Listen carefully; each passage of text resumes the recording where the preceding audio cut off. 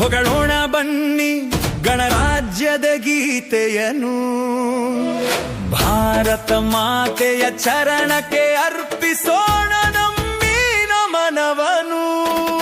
ನಮ್ಮ ಸಂವಿಧಾನವೇ ನಮ್ಮಯ ಹೆಮ್ಮೆ, ನಮ್ಮಯ ಪ್ರಾಣವಿದು. ಜನವರಿ 26ರ ಈ ದಿನ ಭಾರತೀಯರ ಹಬ್ಬವಿದು.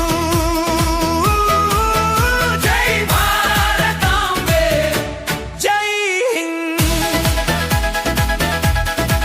ಎಷ್ಟೋ ವೀರರ ತ್ಯಾಗ ಬಲಿದಾನದ ಫಲವಾಗಿ ಬಂದ ಸ್ವಾತಂತ್ರ್ಯವಿದು.